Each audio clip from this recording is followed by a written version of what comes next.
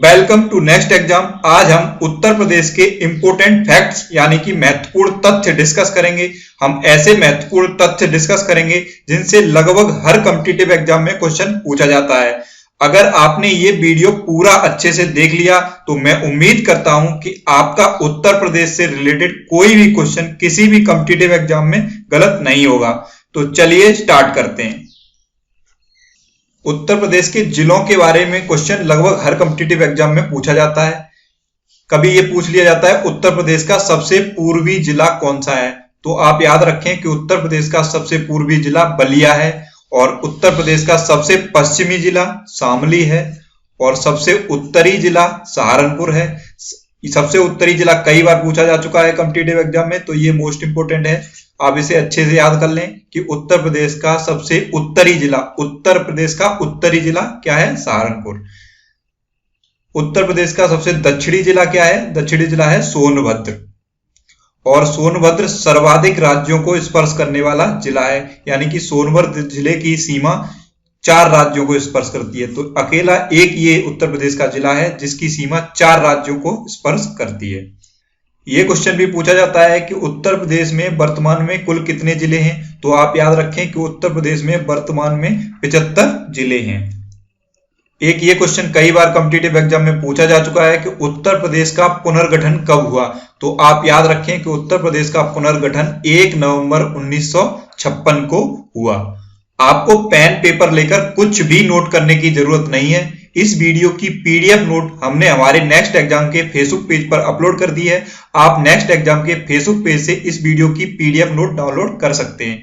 अगर आपको Facebook page से पीडीएफ नोट डाउनलोड करने में कोई प्रॉब्लम होती है तो आप नेक्स्ट एग्जाम के टेलीग्राम चैनल से भी पीडीएफ नोट डाउनलोड कर सकते हैं। और टेलीग्राम चैनल का लिंक मैंने इस वीडियो के नीचे डिस्क्रिप्शन में दे दिया है। उस लिंक पर क्लिक करके आप हमारे टेलीग्राम चैनल को ज्वाइन कर लें, वहां पर आपको सभी पीडीएफ नोट्स मिलती रहेंगी। उत्तर प्रदेश को 1 अप्रैल 1937 तक संयुक्त प्रांत के नाम से जाना जाता था। तो ये क्वेश्चन भी कई बार कॉम्पिटिटिव एग्जाम में आया है कि उत्तर प्रदेश को पहले किस नाम से जाना जाता था, तो आप याद कर लें कि उत्तर प्रदेश को पहले संयुक्त प्रांत के नाम से जाना जाता था। 1858 ईस्वी तक उत्तर प्रदेश की राजधानी आगरा थी। तो आप याद रखें कि उत्तर प्रदेश की राजधानी 1858 तक आगरा थी। 1857 में क्रांति हुई थी, 1857 की क्रांति, उसकी जस्ट 1 साल बाद उत्तर प्रदेश की राजधानी बदल गई थी। तो 1858 तक उत्तर प्रदेश की राजधानी आगरा थी, आप याद रखें।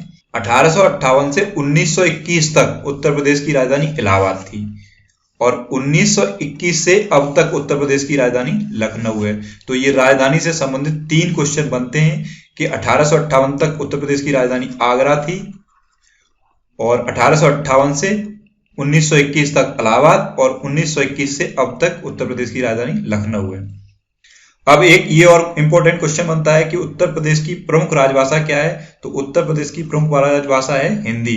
1947 से हिंदी को उत्तर प्रदेश की प्रमुख राजभाषा की मान्यता दी गई। तो ये क्वेश्चन भी कई बार कॉम्पिटिटिव एग्जाम में बन जाता है कि हिंदी को उत्तर प्रदेश की प्रमुख राजभाषा की मान्यता कब दी गई, तो 1947 में। और सबसे इंपॉर्टेंट यह है कि उर्दू को द्वितीय राजभाषा की मान्यता कब दी गई, तो उर्दू को द्वितीय राजभाषा की मान्यता 1989 में दी गई। ये मोस्ट इंपॉर्टेंट है, आप ये याद कर लें। उर्दू वाला कई बार कॉम्पिटिटिव एग्जाम में पूछा जा चुका है, तो आप याद रखें उर्दू उत्तर प्रदेश की द्वितीय राजभाषा है और इसे द्वितीय राजभाषा की मान्यता 1989 में मिली। एक ये क्वेश्चन भी कई बार कॉम्पिटिटिव एग्जाम में आया है, उत्तर प्रदेश का राजकीय पशु क्या है, तो उत्तर प्रदेश का राजकीय पशु है बारहसिंगा। राजकीय पक्षी है सारस। राजकीय पुष्प है पलाश। राजकीय पुष्प कई बार कॉम्पिटिटिव एग्जाम में पूछा जा चुका है, तो आप ये याद कर लें कि उत्तर प्रदेश का राजकीय पुष्प पलाश है।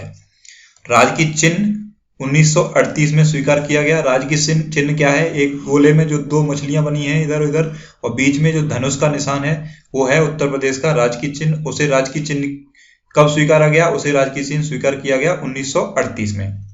तो आप ये भी याद कर लें कि उत्तर प्रदेश का राजकीय चिन्ह कब स्वीकृत किया गया? 1938 में। उत्तर प्रदेश के राजकीय चिन्ह में 2 मछलियां तथा तीर धनुष बना है। 2 मछलियां अवध के मुस्लिम शासक की प्रतीक हैं। तो आप ये भी याद रखें कि 2 जो मछलियां बनी हैं उत्तर प्रदेश के राजकीय चिन्ह में वो किसकी प्रतीक हैं? अवध के मुस्लिम शासक का प्रतीक है।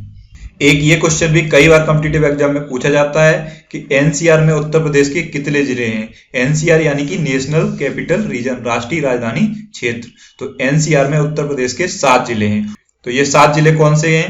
गाजियाबाद, हापुड़, गौतम बुद्ध नगर, बुलंदशहर, बागपत, मेरठ और मुजफ्फरनगर। मुजफ्फरनगर को सबसे रिसेंटली एनसीआर में जोड़ा गया है। तो आप इसे ध्यान से याद रखें, आने वाले कॉम्पिटिटिव एग्जाम में ये पूछा जा सकता है कि सबसे रिसेंट में उत्तर प्रदेश का कौन सा जिला एनसीआर में जोड़ा गया है, तो वो है मुजफ्फरनगर।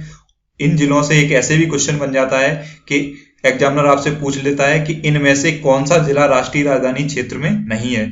तो आपको ये 3 जिले दे देगा और चौथा कोई ऐसा दे देगा जो एनसीआर में नहीं है। तो आपको ये 7 जिले याद होने चाहिए, तभी आप उस क्वेश्चन को सॉल्व कर पाएंगे। 7 जिले आप याद कर लें: गाजियाबाद, हापुड़, गौतम बुद्ध नगर, बुलंदशहर, बागपत, मेरठ और मुजफ्फरनगर। एक ये क्वेश्चन भी कई बार पूछा गया है कि उत्तर प्रदेश की सबसे लंबी सीमा किस राज्य के साथ है। तो उत्तर प्रदेश की सबसे लंबी सीमा रेखा मध्य प्रदेश के साथ है। और सबसे छोटी यानी कि न्यूनतम सीमा रेखा किसके साथ है? हिमाचल प्रदेश के साथ है।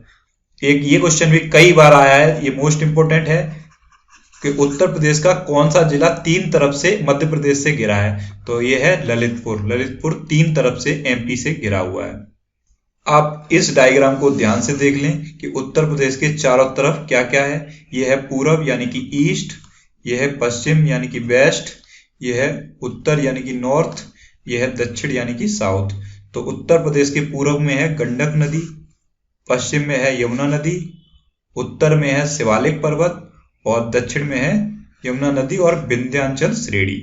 तो आप ये याद रखें कि उत्तर प्रदेश के चारों तरफ क्या क्या है। इसके लिए आप इस डायग्राम को अपने दिमाग में सेट कर लें जिससे कि आपको याद रहे। एक ये क्वेश्चन भी कई बार कॉम्पिटिटिव एग्जाम में पूछा जाता है कि बांगर क्षेत्र क्या होता है। बांगर क्षेत्र वो क्षेत्र होता है, पुरानी जलोढ़ मिट्टी को हम बांगर क्षेत्र कहते हैं। जिस क्षेत्र में पुरानी जलोढ़ मिट्टी होती है उसे हम बांगर क्षेत्र कहते हैं। अब ये जलोढ़ मिट्टी क्या होती है? ऐसी मिट्टी जहां पर बाढ़ का पानी नहीं पहुंचता है उसे हम जलोढ़ मिट्टी कहते हैं। जैसे पहले कभी यहाँ पर बाढ़ आई होगी लेकिन अभी हाल फिलहाल में वहां बाढ़ नहीं आई है, तो उस मिट्टी को हम पुरानी जलोढ़ मिट्टी कहते हैं। तो उसी क्षेत्र को हम क्या कहते हैं? बांगर क्षेत्र। और एक ये है खादर क्षेत्र। खादर क्षेत्र क्या होता है? नवीन जलोढ़ मिट्टी, जहाँ पे अभी रिसेंट में बाढ़ आके गई है।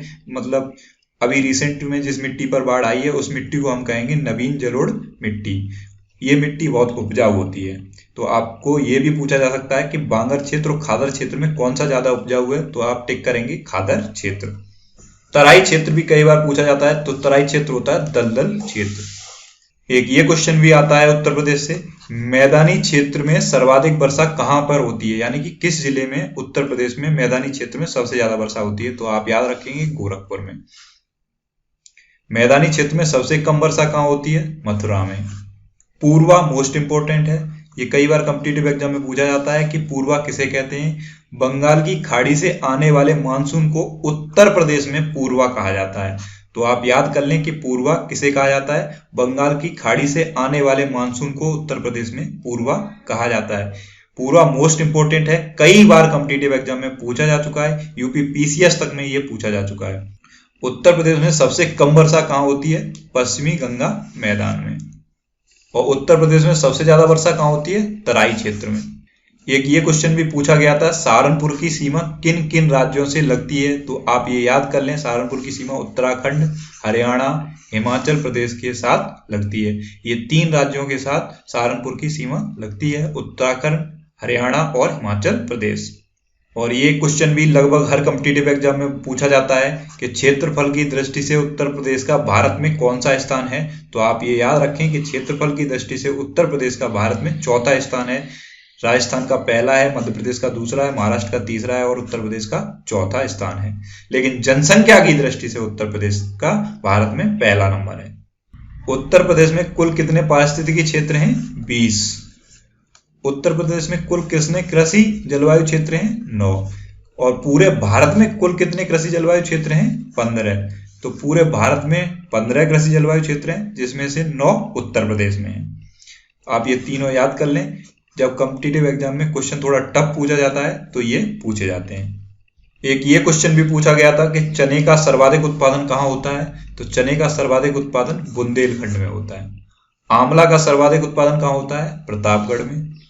आलू को अन्य प्रदेश में बेचा जाता है, किस नाम से बेचा जाता है? उत्तर प्रदेश के आलू को अन्य प्रदेश में किस नाम से बेचा जाता है? ये क्वेश्चन पूछा जाता है कॉम्पिटिटिव एग्जाम में। तो ताज ब्रांड के नाम से बेचा जाता है। पान की खेती कहाँ होती है उत्तर प्रदेश में? तो महोबा में होती है पान की खेती। किसान मित्र योजना की शुरुआत कब की गई थी? 18 जून 2001 को। किसान वही योजना की शुरुआत कब की गई थी? 1992 में। किसान वृद्धावस्था पेंशन की शुरुआत कब की गई थी? 2 अक्टूबर 2003 को। किसान क्रेडिट कार्ड योजना की शुरुआत कब की गई थी? 1998-99 में। आम अनुसंधान व प्रशिक्षण केंद्र कहाँ है? लखनऊ में। अमरूद प्रशिक्षण एवं प्रयोग केंद्र कहाँ है? इलाहाबाद में। आप अमरूद जनरली खाते हैं तो अमरूद को काटने पर अंदर अमरूद निकलता है सफेद कलर का, लेकिन आप इलाहाबाद का अमरूद खाएंगे तो उसे आप काटेंगे तो अंदर वो निकलता है लाल रंग का। तो इस ट्रिक से आप ये याद रखेंगे कि अमरूद प्रशिक्षण एवं प्रयोग केंद्र, यानी कि अमरूद के साथ प्रयोग कहाँ किया गया? इलाहाबाद में। तो अमरूद प्रशिक्षण एवं प्रयोग केंद्र कहाँ है? इलाहाबाद में। उत्तर प्रदेश में व्यक्ति के पास भूमि की अधिकतम सीमा क्या है? 18 एकड़। भारत की पहली चीनी मिल 1903 में उत्तर प्रदेश के देवरिया जिले के प्रतापपुर में शुरू की गई। ये सब वो क्वेश्चन है जब एग्जामिनर को ज्यादा ही टफ क्वेश्चन पूछना होता है तब ये सब क्वेश्चन पूछे जाते हैं। आप इसकी पीडीएफ नोट हमारे नेक्स्ट एग्जाम के फेसबुक पेज से डाउनलोड कर लें और उसके बाद आप इसे 1-2 बार पढ़ेंगे, आपको ये हमेशा हमेशा के लिए याद हो जाएंगे और उसके बाद आपका उत्तर प्रदेश से रिलेटेड कोई भी क्वेश्चन किसी भी कॉम्पिटिटिव एग्जाम में गलत नहीं होगा।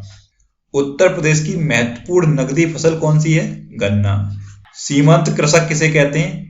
ऐसे कृषक जिनके पास 1 हेक्टेयर से कम भूमि होती है उन्हें हम सीमांत कृषक कहते हैं।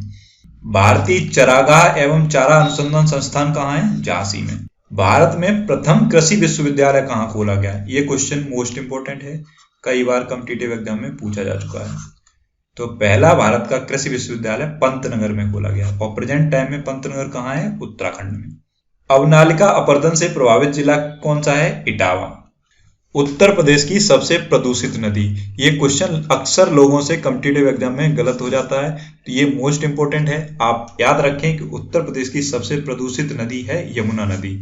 लोग अक्सर गंगा नदी पर टिक कर देते हैं क्योंकि गंगा नदी की चर्चा अक्सर ज्यादा रहती है, इसीलिए लोग गंगा नदी पर टिक करते हैं। लेकिन आप याद रखें कि उत्तर प्रदेश की सबसे प्रदूषित नदी है यमुना नदी। गंगा नदी सबसे प्रदूषित कहाँ है? कन्नौज से वाराणसी के बीच। गंगा उत्तर प्रदेश के कितने जिलों से होकर बहती हैं? गंगा उत्तर प्रदेश के 28 जिलों से होकर बहती हैं। ये क्वेश्चन भी पूछा गया है, आप इसे याद कर लें, ये भी इंपॉर्टेंट है। अब देखते हैं उत्तर प्रदेश के कुछ बांध। माता टीला बांध कौन सी नदी पर है? बेतवा नदी पर। राजघाट कौन सी नदी पर है? बेतवा नदी पर। परीक्षा बांध कौन सी नदी पर है? बेतवा नदी पर। तो आप ये तीनों याद रखें, माता टीला बांध, राजघाट बांध और परीक्षा बांध, ये तीनों बेतवा नदी पर है। अब उत्तर प्रदेश की कुछ झीलें, मैंने वो इंपॉर्टेंट झीलें लिखी हैं जिनसे क्वेश्चन कॉम्पिटिटिव एग्जाम में पूछा जाता है। तो बखीरा झील कहाँ है? संत कबीर नगर में। फुलर झील कहाँ है? पीलीभीत में। मोती झील कहाँ है? कानपुर में। तो आप ये याद कर लें, तीनों मोस्ट इंपोर्टेंट है।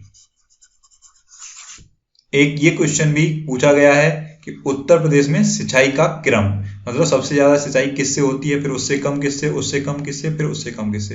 तो उत्तर प्रदेश में सबसे ज्यादा सिंचाई होती है नलकूप से, उसके बाद नहर से, उसके बाद कुआं से, उसके बाद अदर साधनों से होती है। एक ये क्वेश्चन भी पूछा जाता है कि नदियों के तट पर बसे हुए शहर। तो मथुरा तो आपको याद है कौन सी नदी के तट पर बसा है? यमुना नदी के। ललितपुर कौन सी नदी के तट पर बसा है? बेतवा नदी के। कन्नौज कौन सी नदी के तट पर बसा है? गंगा नदी के। अयोध्या सरयू नदी के तट पर बसा हुआ है। जौनपुर गोमती नदी के तट पर बसा हुआ है और लखनऊ भी गोमती नदी के तट पर बसा है। तो ये लखनऊ तो आपको याद रहेगा क्योंकि लखनऊ में बना है गोमती रिवर फ्रंट, जिससे आपको याद रहेगा कि लखनऊ गोमती नदी के तट पर बसा हुआ है। तो ये सारे शहर इंपोर्टेंट हैं, आप याद कर लें कि कौन सा शहर कौन सी नदी के तट पर बसा है। उत्तर प्रदेश की सबसे लंबी नहर, ये कई बार कॉम्पिटिटिव एग्जाम में पूछी जा चुकी है, ये भी इंपॉर्टेंट है, आप इसे याद कर लें कि उत्तर प्रदेश की सबसे लंबी नहर है शारदा नहर। गोकुल बैराज परियोजना कैसी परियोजना है? ये है पेयजल परियोजना, ये भी क्वेश्चन पूछा जा चुका है, ये भी इंपॉर्टेंट है। रानी लक्ष्मीबाई बांध कहाँ है? यह है बेतवा नदी पर। उत्तर प्रदेश में प्रथम वन नीति 1952 में स्टार्ट हुई। उत्तर प्रदेश की द्वितीय वन नीति 1998 में। और वन महोत्सव कब मनाया जाता है? 1 जुलाई से 7 जुलाई तक वन महोत्सव मनाया जाता है। तो आप ये याद रखें कि वन महोत्सव जुलाई के पहले वीक में मनाया जाता है। यूपी का राष्ट्रीय उद्यान कौन सा है? दुधवा राष्ट्रीय उद्यान। ये क्वेश्चन भी कई बार कई कॉम्पिटिटिव एग्जाम में पूछा गया है, ये मोस्ट इंपोर्टेंट है। अब देखते हैं उत्तर प्रदेश के वन्यजीव विहार। तो चंद्रप्रभा वन्यजीव विहार कहाँ है? ये है चंदौली में। ये सबसे पहला वन्यजीव विहार है। तो उत्तर प्रदेश का सबसे पहला वन्यजीव विहार क्या है? चंद्रप्रभा। महावीर स्वामी वन्यजीव विहार कहाँ है? ललितपुर में। और ये सबसे छोटा वन्यजीव विहार है। कैमूर वन्यजीव विहार कहाँ है? मिर्जापुर में है। हस्तिनापुर वन्यजीव विहार कहाँ है? मेरठ मुजफ्फरनगर में। और ये सबसे बड़ा वन्यजीव विहार है। आप ये जानते होंगे कि हस्तिनापुर में हुआ था महाभारत का युद्ध। तो आप इससे याद रखेंगे वो युद्ध था बहुत बड़ा। तो इससे आप याद रखें, इस ट्रिक से आप याद रखें कि हस्तिनापुर वन्यजीव विहार सबसे बड़ा वन्यजीव विहार है। कछुआ वन्यजीव विहार कहाँ है? कछुआ वन्यजीव विहार है वाराणसी में। अब देखते हैं उत्तर प्रदेश के कुछ पक्षी विहार। नवाबगंज पक्षी विहार कहाँ है? यह है उन्नाव में। और ये उत्तर प्रदेश का सबसे पहला पक्षी विहार है। लाख बहोसी पक्षी विहार कहाँ है? यह है कन्नौज में। ये सबसे बड़ा पक्षी विहार है। सांडी पक्षी विहार कहाँ है? यह है हरदोई में। पार्वती औरंगा पक्षी विहार कहाँ है? यह है गोंडा में। बखीरा पक्षी विहार कहाँ है? यह है संत कबीर नगर में। सुरहाताल पक्षी विहार ये कहाँ है? यह है बलिया में। लोकनायक पक्षी विहार के नाम से भी जाना जाता है। तो सुरहाताल पक्षी विहार को लोकनायक पक्षी विहार के नाम से भी जाना जाता है। नेक्स्ट है बैती पक्षी विहार। यह है कुंडा प्रतापगढ़ में। कुंडा तो अक्सर न्यूज में रहता है राजा भैया की वजह से। तो आप कोई भी ट्रिक बना लें और आप याद कर लें कि बैती पक्षी विहार कहाँ है? कुंडा में। और बैती पक्षी विहार को ही भीमराव अम्बेडकर पक्षी विहार के नाम से भी जाना जाता है। तो आप ये याद रखें कि भीमराव अम्बेडकर पक्षी विहार का ही नाम है बैती पक्षी विहार। नेक्स्ट है पटना पक्षी विहार। ये है एटा में। और ये उत्तर प्रदेश का सबसे छोटा पक्षी विहार है। एक इंपॉर्टेंट नोट, नवाबगंज पक्षी विहार का नाम अब शहीद चंद्रशेखर आजाद पक्षी विहार कर दिया गया है। तो कौन से पक्षी विहार का नाम बदलकर शहीद चंद्रशेखर पक्षी विहार कर दिया गया है? तो आप याद रखें कि नवाबगंज पक्षी विहार का नाम बदलकर शहीद चंद्रशेखर आजाद पक्षी विहार कर दिया गया है। उत्तर प्रदेश में कुल कितने पक्षी विहार हैं? तो उत्तर प्रदेश में है 13 पक्षी विहार। उत्तर प्रदेश का एकमात्र परमाणु विद्युत ऊर्जा केंद्र कौन सा है? नरोरा। और ये कहाँ है? बुलंदशहर।